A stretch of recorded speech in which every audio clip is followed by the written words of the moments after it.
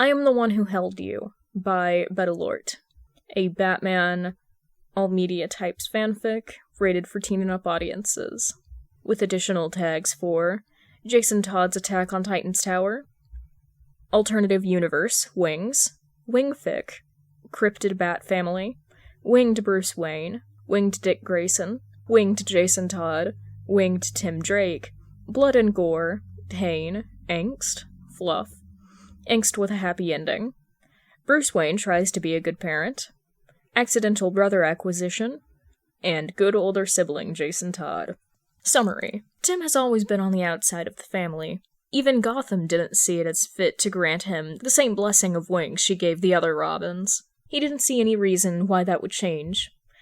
So it didn't even strike him that the pain in his back might be connected to the problem.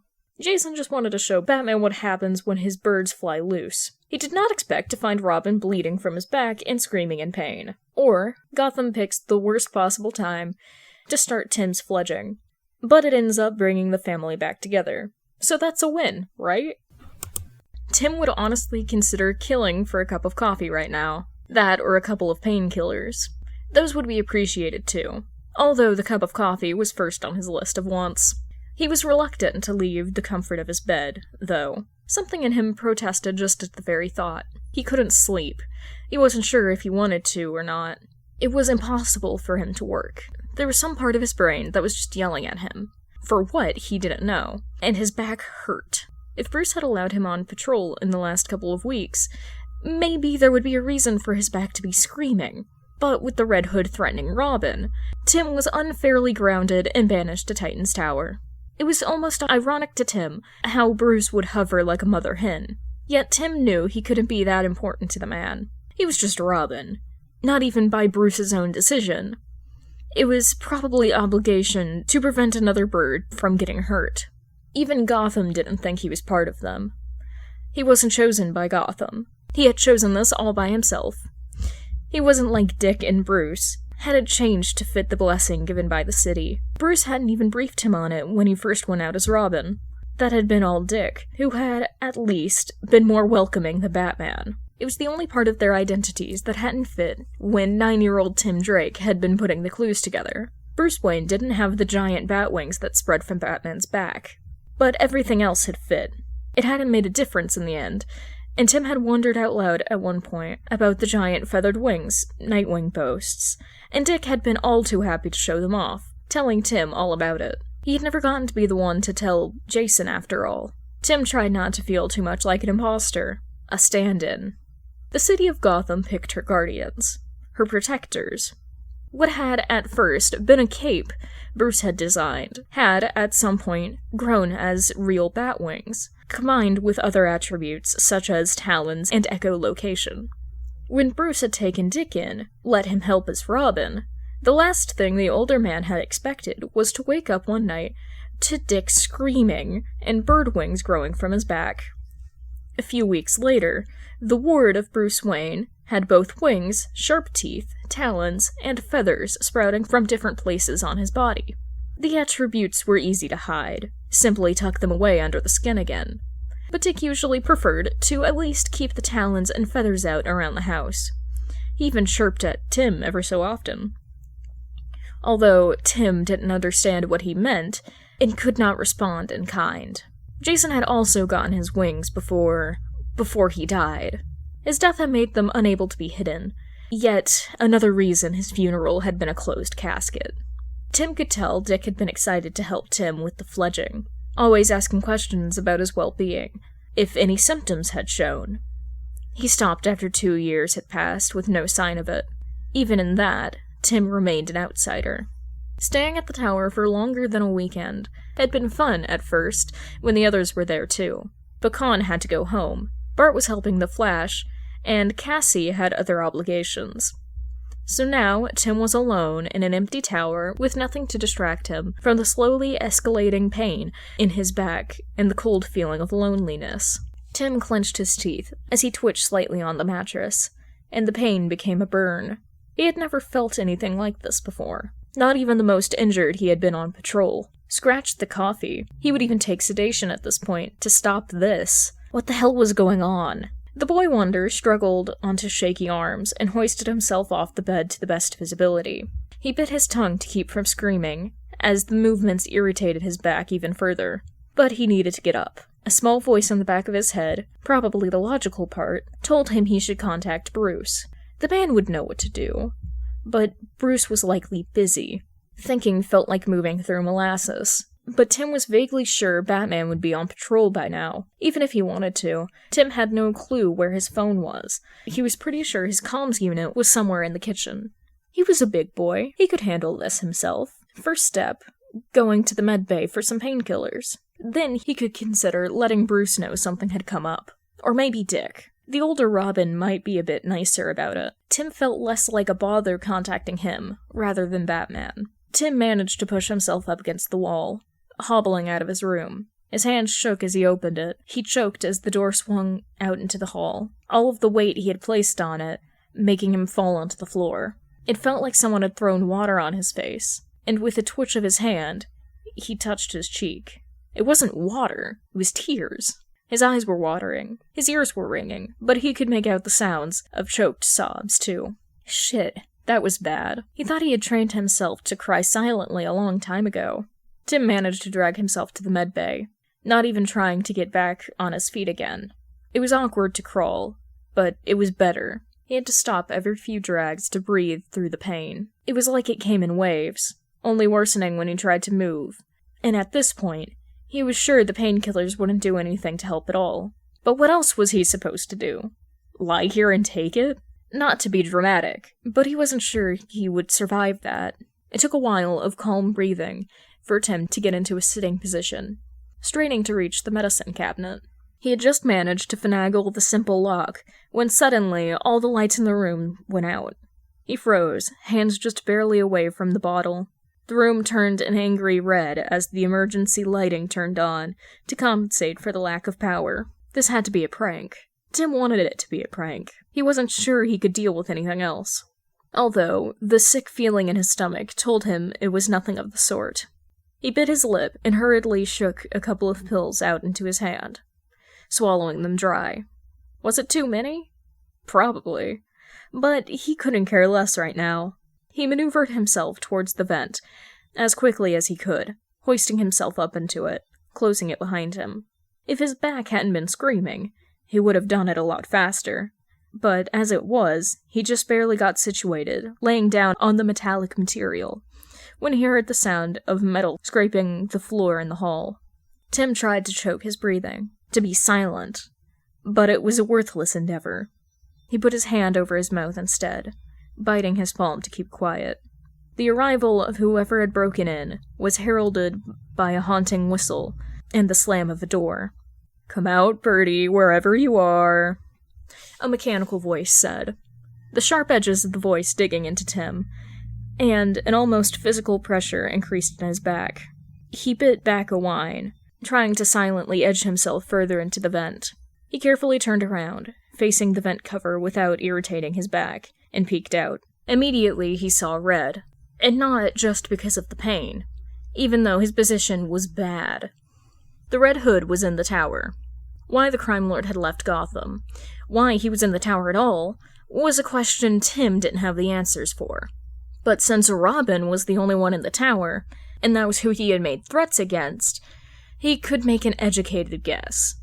It just didn't exactly fill him with confidence or calm.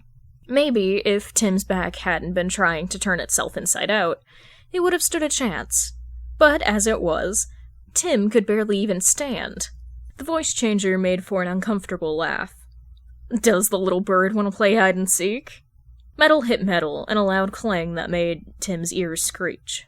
He tasted copper in his mouth as his teeth broke the skin on his hand, to keep quiet.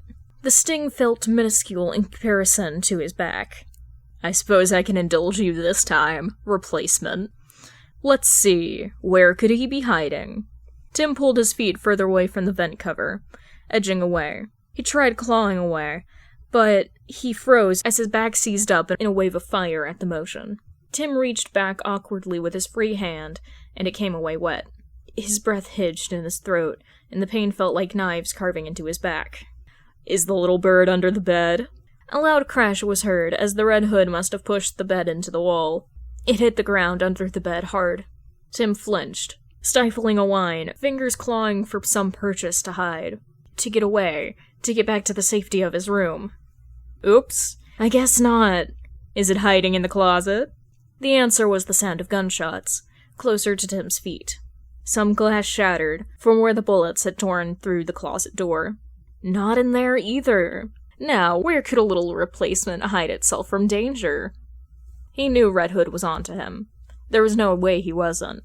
His panic was ringing like an alarm in his head, pounding from the already horrible feeling from his back, and what he was starting to think might be the oncome of blood loss, from how slippery his hand was feeling against the cool metal of the vent. He didn't get any warning taunt before the vent was thrown open, and cold leather gloves grabbed his ankles. In a moment of panic, Tim released his hand from his teeth and let out a startled choke. "Got you," Red Hood said, before dragging Tim out of his shelter into the medbay again. He was able to hold Tim up by only one foot, looking down at the boy, and Tim dismissed his moment of panic to stare right back, clenching his teeth. He wasn't wearing a domino. "What? No. Oh, golly, Hood, you caught me? What's a guy gotta do to get some appreciation here?" It was definitely not a question, and Tim didn't bother answering it. He swallowed, ignoring the taste of metal even before daring to open his mouth. "Red Hood, you're a long way from Gotham." His voice was hoarse, and Tim resolved to later revisit his belief that he hadn't been screaming. His shirt was starting to stick to his back. He thought he heard blood drip from his hand onto the floor. It was unclear whether Red Hood noticed or just ignored it. "Well, you know how it is. Things to see, birds to find, replacements to visit. When's a better time to do a little rest and relaxation than this?" Red Hood was gesturing with his hands like it was a fun little social visit, but every movement made the blades of Tim's back feel like a flame. At this point, Tim wasn't sure if anything the crime lord could do would be worse. Didn't Mother ever tell you it's not nice to steal?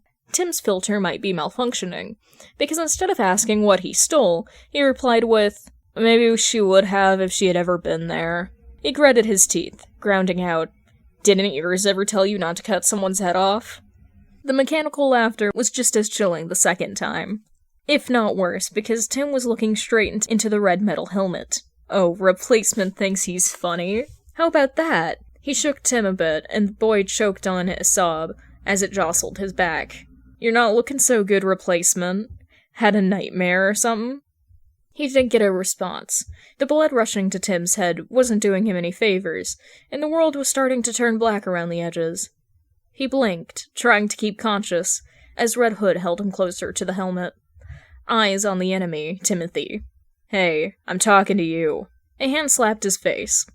But Tim just spit out the metal-tasting liquid gathering in his mouth, as his neck turned to the side.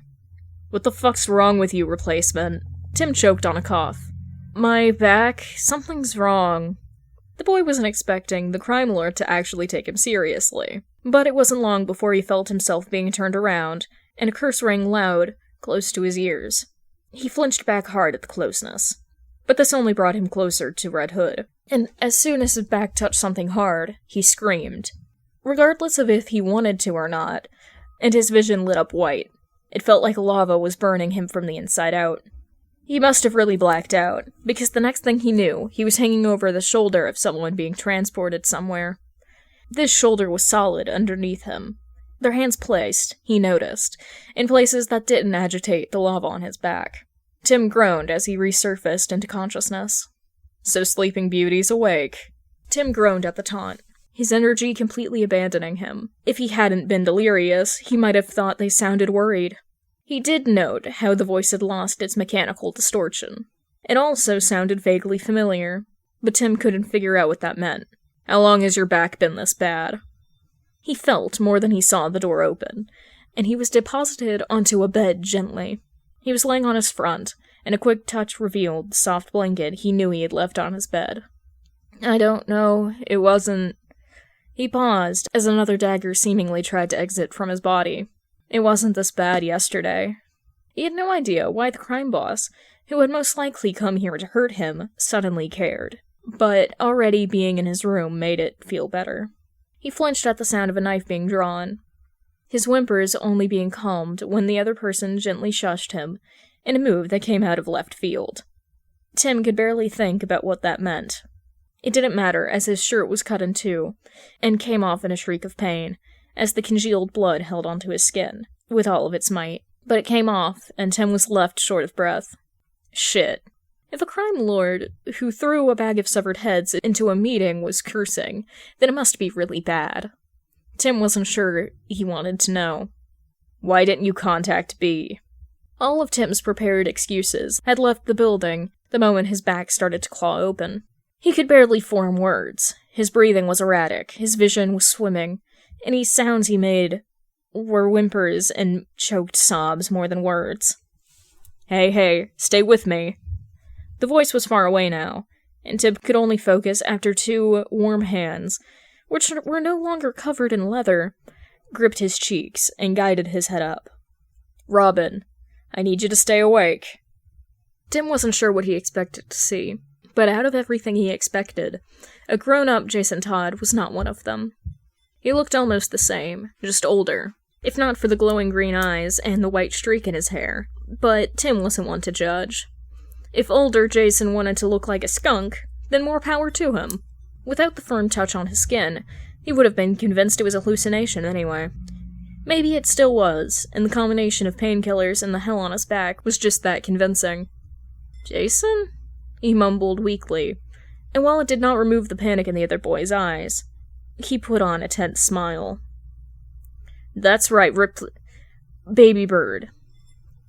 If Tim wasn't so out of it, he might have thought it looked like Jason was fighting with himself. As it was, Tim's eyes had slid closed again, blinking open as the hands on his cheek gently patted him. Nothing like the slap earlier. No sleep yet. I'm gonna need you to work with me here.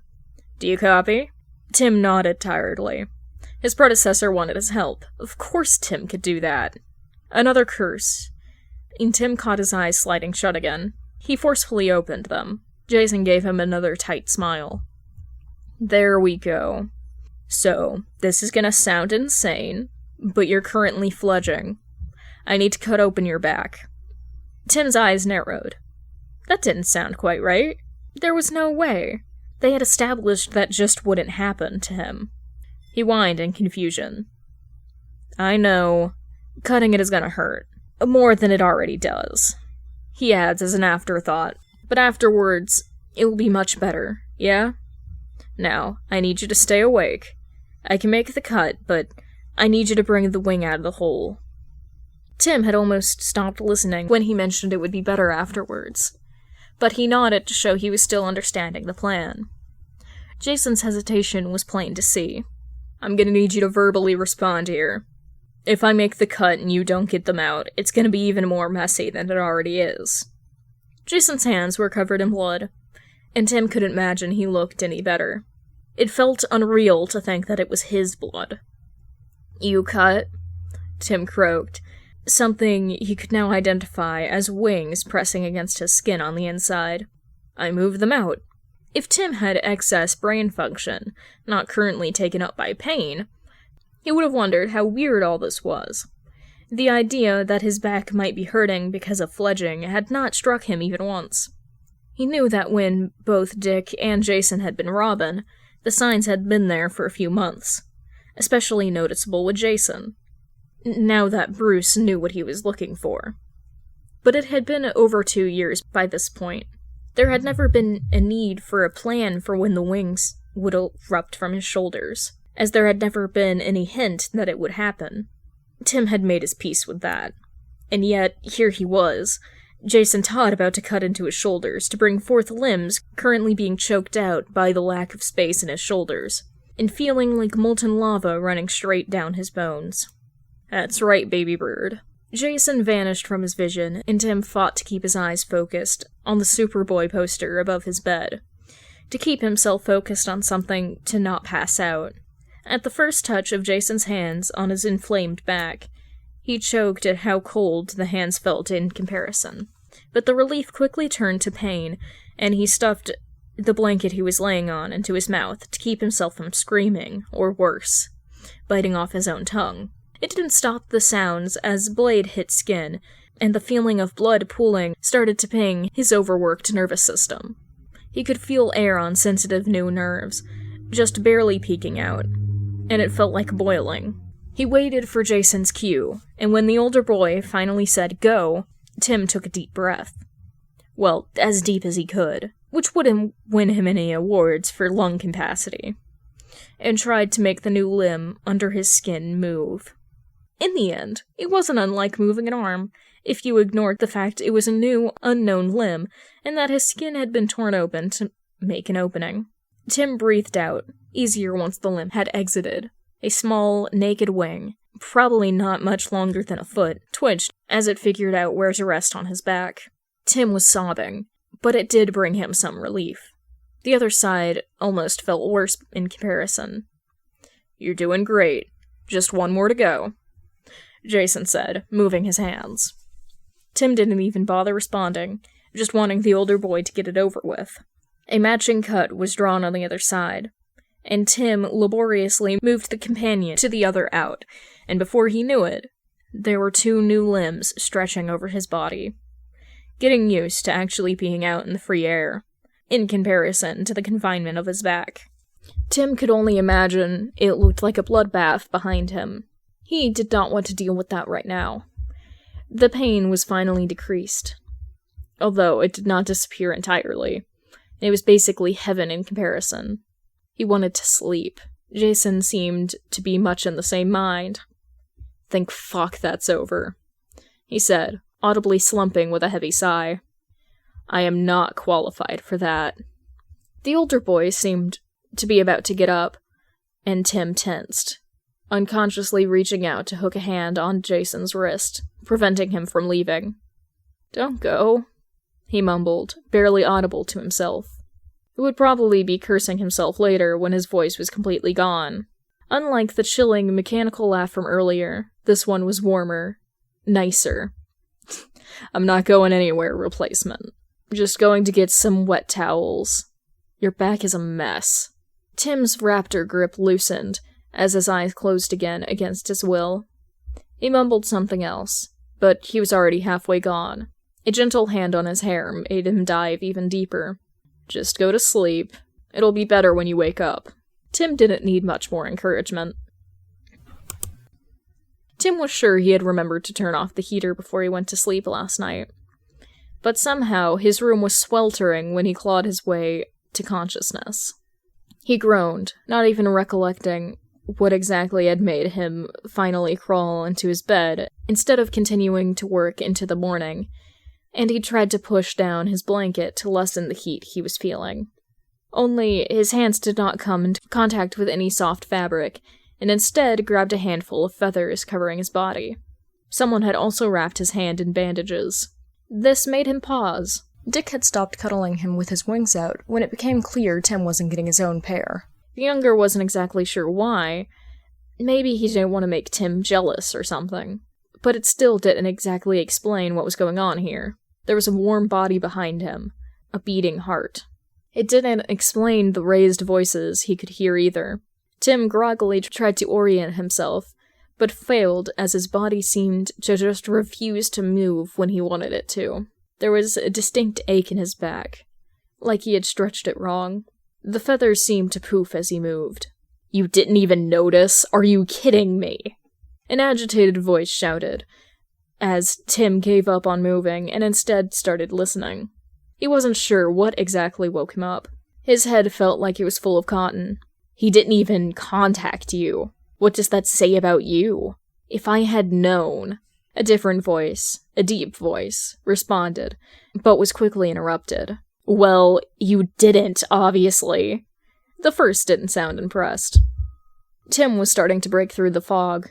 "Too bad, so sad. You had your chance." Arms tightened around him, and Tim made a surprised sound at the continued contact. He wasn't sure when he was last this close to another person, other than Dick.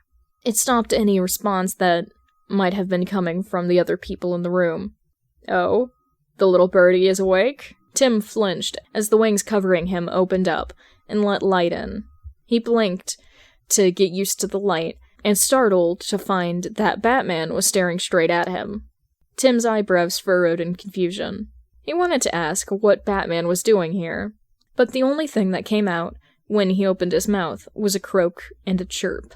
His hand flew to his throat as he tried again to speak, but to no avail. Only another croak. His breathing grew rapid again. "Whoa, calm down there, baby bird."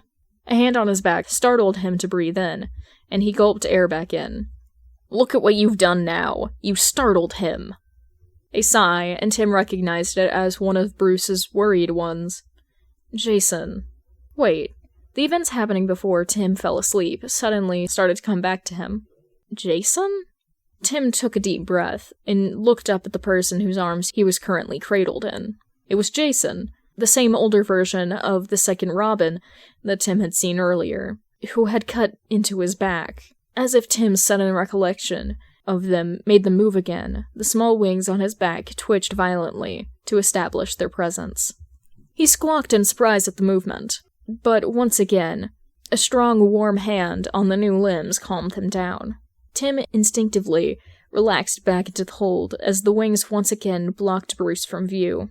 This time, Tim could tell the color of the feathers embracing him. They were a mix of black and red, a few white ones interspersed. They didn't look how Robin's wings looked back before Jason's death, but that wasn't too unusual. Dick's feathers had also changed colors in the years, the more black and blue feathers that decorated Nightwing's usual outfit. "J-Lad, please, let me talk to him," Bruce said, as close to pleading as he got. It was just barely an undertone in his voice, but a Robin would be able to tell. Jason's arms tensed from where they were holding Tim. Jason huffed, but the wings unwrapped again. Tim was honestly a bit confused about the goings-on, but he looked out at Bruce, who peered into the feather cocoon. "Hey, bud," Bruce said, and it was Bruce who was talking.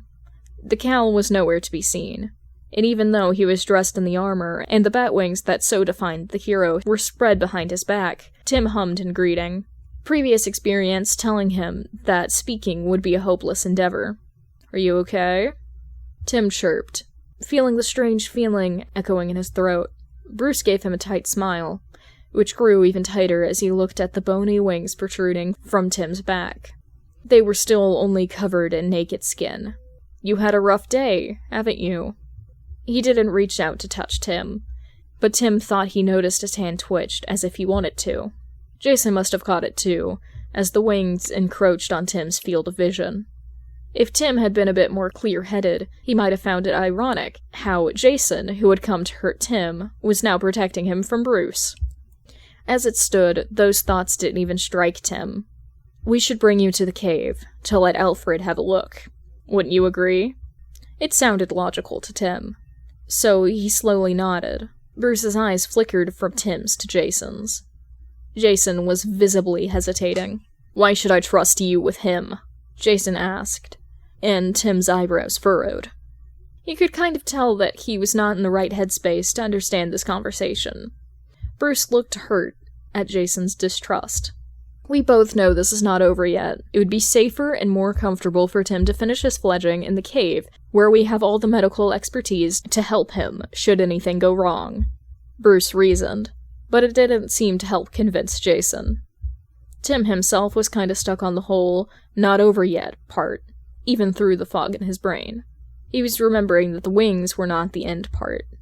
Jason scoffed in response to Bruce's logic. "Oh yeah? That expertise didn't seem to matter when I had to cut the replacement's back to get his wings out. If you can't take care of your birds, maybe you shouldn't have them." Even with Jason's antagonistic words, his right hand was petting Tim's right wing, teasing the newly born nerves just enough not to overstimulate. "J-Lad." The pleading tone was back in Bruce's voice. Tim was starting to get tired of this argument, and made it known with a chirp. Jason immediately turned his attention to the smaller boy in his grasp, and responded with a complimentary, bird-like chirp, protesting slightly when said boy tried to maneuver himself into a sitting position. In the end, he helped him up, and Tim reached out for one of Bruce's arms. The second Robin only momentarily seemed to protest this course of action, but inevitably helped the transfer, deliberately never touching Bruce. The older man gently took Tim in his arms. Jason used his newly found freedom to scoot away and off the bed. Well, now that that's over with, I should get going. Crime to do, clowns to kill. I would say it's been nice, but it really hasn't. He threw a lazy wave over his shoulder, and Tim's heart was suddenly beating much faster with the older boy leaving. He let out an unintentional squawk in his panic, reaching a hand out towards Jason's brown leather jacket, missing by a lot. Bruce was not moving to stop his second oldest son. The sound did seem to make the older stop in his tracks. Jason glanced over his shoulder at the two crouching on the floor. His scoff was one of disbelief at whatever expression he found on Tim's face. "Don't look at me like that." Tim, having now learned how to get his attention, simply repeated the sound he had made earlier. He did not exactly know what it meant, but it worked. He was not ready for the boy to leave. Yeah, the Red Hood had been in the tower to hurt him, but other than emergency surgery, he hadn't actually done anything. In fact, with said surgery, he had possibly saved Tim from a lot of pain. If one word could be used to describe Tim, it was resourceful, and the longer he convinced Jason to stay, the more time Bruce had to overcome his internal struggle of communicating and eventually convey how much Jason had been missed.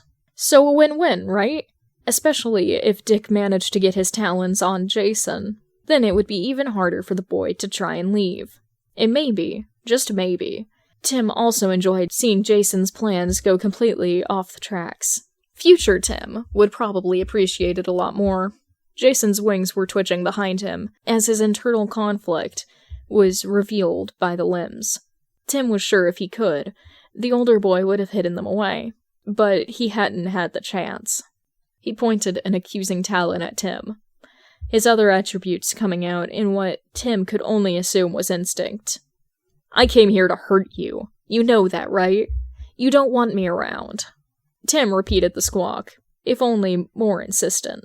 It seemed to fray at Jason's self-restraint every time. This time, feathers grew on his cheekbones, under his eyes. The older sent a questioning glance at Bruce, who, so far, had been silent in this battle of wills. Bruce stood up from his crouch beside the bed, Tim still in his arms. His hold was considerate of the naked wings on Tim's back, but the boy still hissed as they moved, the movement pulling at the sore muscles. Bruce apologized with a soft whisper, turning his attention on Jason, while also gently applying pressure on the muscles to ease the discomfort. "You're always welcome at the cave." It was as close to an invitation as he would probably ever get. Jason understood that, it seemed. It looked like a weight lifted from his shoulders, although his expression didn't change from a scowl. "Guess I'll have to come along myself to keep an eye on you. I trust Alfred with replacement, not you." The feathers on his cheeks remained there. Tim wasn't exactly sure what that meant, but didn't particularly care. Tim chirped happily, unable to stop himself, and he couldn't help but smirk in self-satisfaction as they headed towards the Zeta Beam to head back to the cave. The silence was awkward, but it was a start, as was Dick ambushing them in the cave, apparently having been notified about the lockdown in the tower, only after Bruce had already left. He was in full Nightwing gear, red and blue wings stretched out behind him, and his talons on full display, heading towards the Zeta platform when they got there. Needless to say, he was pleasantly surprised at Tim's tiny wings, only to be absolutely gobsmacked as an alive Jason Todd stepped out from behind Bruce, with crossed arms and a scowl on his face, dressed in Red Hood's uniform. Bruce ignored the squawks coming from the resulting hug, and the fight behind them as he placed Tim down on the bed in the cave. Tim could only watch, smiling, even as he felt a recognizable ache beginning in both his fingers and teeth, and a slight itching sensation in his cheeks and newly formed limbs. If the pain of his fledging had brought them this, then it was worth it. And if he was forced to slightly reevaluate that statement when he was heaving over the sink in the house, spitting out his bloody canines, that had come loose, or when he was struggling to talk properly for several weeks as his voice box reconfigured itself, or when Alfred had sentenced him to wearing oven mitts when he had drawn blood, trying to scratch one of the budding feathers on his wings with his budding talons. Then that was probably normal. At least now, he had Jason petting his back while he spit out his teeth, and laughing with Dick at his horribly mangled words. The older boy even let Tim direct him to get the really itchy spot on his back, if Tim pleaded enough. In the end, the result was wings full of black, red, yellow, and green feathers, similar to his predecessors, yet unique. It fit him, Tim thought. Notes. I might write more in this universe, but no promises. For now, I hope you enjoy. I post on Thursdays now. Just every Thursday, a thing will go up. I'm recording these very in advance, so hopefully that doesn't end up biting me in the ass. I'd love suggestion fics. I need explicit permission from the author before I record it. So, like, if you suggest a fic, I will read through it and then awkwardly go to the comment section and be like, hey, baby, can I record this, please? Wowzers. Tim, baby, sweetheart, Snuggles, this is not the time. I came you. The feathers.